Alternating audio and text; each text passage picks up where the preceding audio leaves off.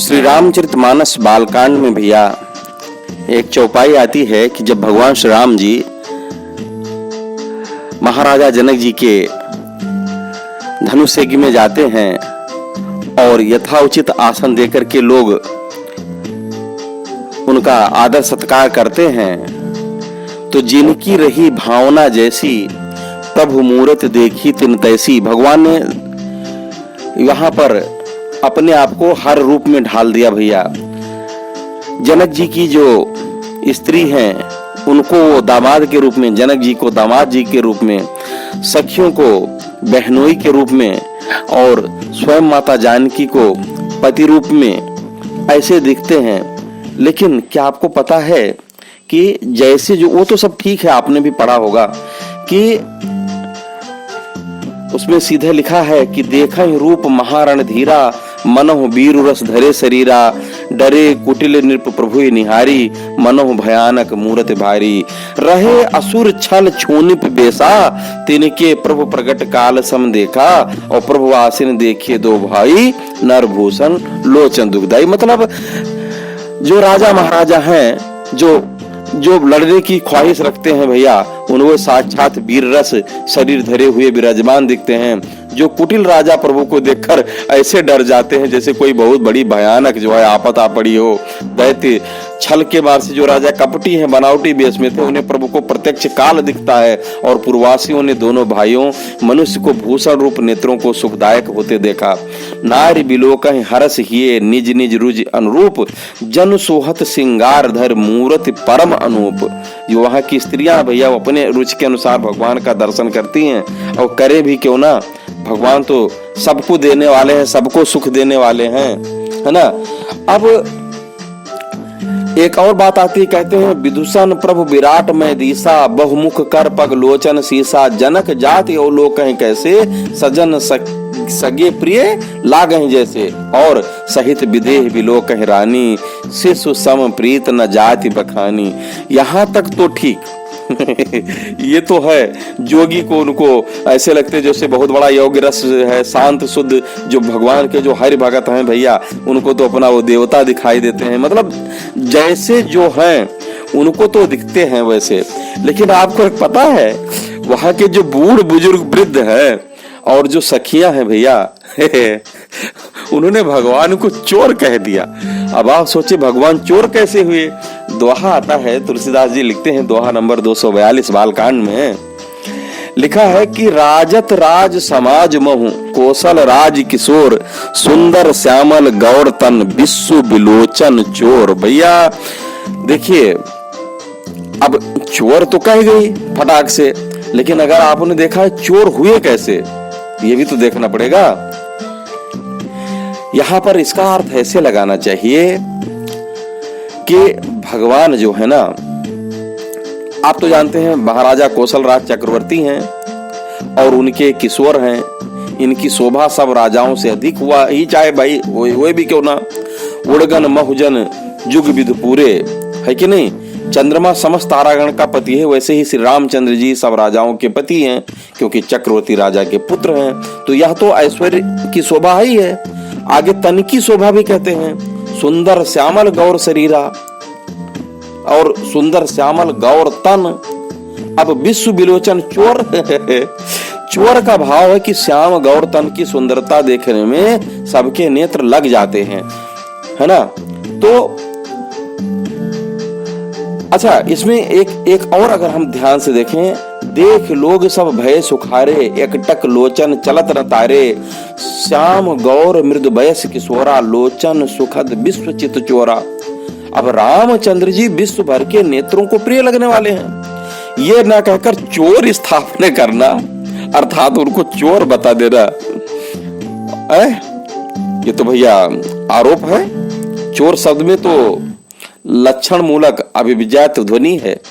नेत्र चुराए जा नहीं सकते, और चोरी होने पर धनी को दुख होता है, पर इस चोरी में उल्टे धनी को आनंद आ रहा है। यहां बात ये मजे की है। अब देखो, कुल मिलाकर ये जान लीजिए कि भगवान सबकी चोरी करते हैं, सबकी आंख चुराते हैं, दिल चुराते हैं, मोह लेते हैं उनको। यहाँ पर जो भगवान को चोर कहा गया, उस चोर की सबसे बड़ाई क्या है कि आंखों का काजल चुरा लें। सो ये उससे भी बढ़कर है कि विश्व की आंखों को ही चुरा ले रहे हैं। इनकी किशोरावस्था में ही ये चोर विद्या की निपुणता प्राप्त हो गई है, तो आगे न जाने क्या कहर बरसाएंगे, यही वो सखिया सोचकर कहती हैं। अच्छा, पुनः चोर छिपकर रात के समय राजा के नौकरों से डरता हुआ चोरी करता है, और ये सरेआम ऐसे निपुण हैं कि भरी सभा में, भरी महफिल में दिन धौले राजाओं के समाज में निडर हो उनकी बड़ी वस्तु अर्थात विश्व के नेत्रों को चोरी कर लेते हैं, चुरा लेते हैं। अब जिन आंखों से देखकर चोर पकड़ा जाता है, ये उन आंखों को ही चुरा लेते हैं। अब कौन देखे और कौन पकड़े भैया इनको, बात समझ रहे ना। तो जनकपुर में भगवान श्री राम को एक और संज्ञा मिली थी भैया, विश्व विलोचन चोर की, बात समझ रहे ना। तो इन्होंने चोरी की, सबका मन चुराया, पहले दिल चुराया। देखिए, किसी चीज को पाने के लिए जो है, कहते नहीं आजकल भी ऐसा होता है लेकिन उतना नहीं है, लेकिन हम ये जानते हैं अगर आप किसी को अपनाना, किसी को दिल लुभाना चाहते हैं, पाना चाहते हैं, तो सबसे पहले भैया उनके नगर निवासी, गांव, घर, कुटुंब, सबके मन को अपनाना पड़ता है। और भगवान ने यही किया। जानकी जी से संबंध जोड़ने से पहले उन्होंने सारे जनकपुर वासियों से अपने संबंध जोड़े भैया। हर रूप में जिनकी रही भावना जैसी प्रभु मूर्ति देखी, उन्होंने वैसे वैसे सुख उनको दिए हैं, किसी को छोड़े नहीं भगवान। और अंततः भगवान जानकी जी के साथ संबंध जोड़ेंगे, जैसे कि आप जानते हैं आगे कथा आएगी भैया। इतने सुंदर भगवान हैं कि इनको देख देख कर सब लोग ललचा रहे हैं। तो और यहाँ तक तो महाराज यही कह रहे थे कि भैया देखो ऐसा करो, एक दूसरे को समझाते हैं कि देखो ये जो राजकुंवर हैं, इनको ऐसे सॉफ्ट कोमल, इनको छुई मुई ना समझो भैया, ऐसा है भर निगाह इनको देख लो, समझे, और इनकी पूजा कर लो, इनकी आरती उतार लो। क्योंकि देखो भैया, धनुष टूटे न टूटे, धनुष की तो कोई बात बे करो। अब अगर कहीं जानकी जी जयमाल लेकर आई, ये राजाओं को डर है, तब ये थोड़ो देखेंगे कि जो है ये धनुष टूट रहा है कि नहीं टूट रहा है। क्योंकि देखिए, वो तो सीधा इनके गले में इतने सुंदर हैं कि इनके गले में जयमाला डाल देंगे, और फिर जो है राजा जनक बरबस इनकी शादी जो है राम जी से करवा ही देंगे। ऐसा यथा लिखा भी है तुलसीदास जी ने कि प्रभु ही देख सब नृप हे हारे, जनु राकेश उदर भय तारे, अस प्रतीत सबके मन माही, राम चाप तोरब सक नाही। लेकिन फिर कहते हैं कि बिनु भंजो भव धनुष विशाला, मेली से राम उर्माला, अस विचार गौनो गिर भाई, जस प्रताप बल तेज गवाई। कहते हैं कि भैया देखो, ऐसा ना हो कि जो है शादी तो उनकी होगी ही, ब्याह तो उनका होगा है। अब इतने सुंदर है भगवान है, लेकिन कहीं ऐसा ना जो रही सही इज्जत है वो माटी मिल जाए। तो इससे पहले है कि भैया चलकर सबको यथाउचित उनका प्रणाम करो, सब चलकर सरेंडर कर देते हैं, और ये ना हो कि जो है सबकी इज्जत धरी की धरी रह जाए। राम जी को हम पहचान गए हैं, ये परमेश्वर हैं, और इसी से धनुष को नहीं छूते हैं भैया, हम तो अपना ये साध नहीं गंवाएंगे, हम तो भैया सरेंडर करेंगे। ये कौन कहते हैं? जिन राजाओं में हरि भक्ति जागृत है, बाकी तो लड़ने के लिए तैयार होते हैं। अच्छा, कुछ लोग हैं जो अविवेकी हैं, तोरे हो धनुष ब्याह अवगाहा, बिन तोरे को कुंवर ब्याहा, एक बार कालो किन कोई, सीए में समर जीतब हम हो, ये हिस्सन अवर मही मुस्काने, धाराशील बर भगत से आने। कुछ तो उसमें बिल्कुल टांग अड़ाए खड़े हैं कि नहीं, बिना लड़े तो फिर शादी नहीं हुई देव हम। लेकिन भैया ऐसा होगा नहीं। अब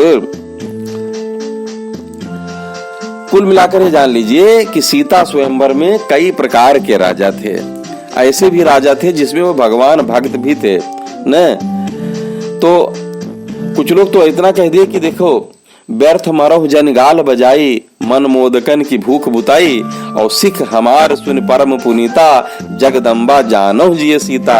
मतलब गाल बजाकर व्यर्थ मत करो, ये मन के लड्डुओं से क्या कभी भूख मिटती है भैया? नहीं मिटती ना। ये जगत जननी जगदम्बिका है, जो जनक नंदिनी है, और इनको और भगवान श्री राम को परमेश्वर ही मानो क्या, वो तो है ही है, लेकिन वहां ऐसा कहते हैं, और इसलिए हम दोनों मिलकर चलकर उनको प्रणाम करते हैं। और भैया अपनी इज्जत बचा लो तो ठीक है, लड़ाई झगड़ा करने से कोई फायदा नहीं है। एक राजा तो कहते हैं कि जगत पिता रघुपते बिचारी, भर लोचन छब लेव निहारी, और सुंदर सुखद सकल गुण राशि, ये दो बंद संभ उर्वासी। कहते हैं, समझ रहे हो, ये ऐसे नहीं है भैया, ये ऐसे हैं दोनों भाई जो भगवान शंकर के हृदय में सदा निवास करते हैं। यानी भगवान शंकर का हृदय जो है इनके लिए घर है, निवास स्थान है भैया। तो इनका चलकर जो है दर्शन करो, इनका जो है पांव छुओ, इनके पद पखार करो, साथ में जानकी जी का जो है आदर सम्मान करो और यहाँ से अपना किंगरी उठाओ और निकल लो, है ना। क्योंकि भैया बहुत गड़बड़ हो जाएगा अगर आप लड़ाई करेंगे। तो खैर आज की कथा यही विराम करते हैं, अगला प्रसंग आगे हम आपको सुनाएंगे। जय श्री राम।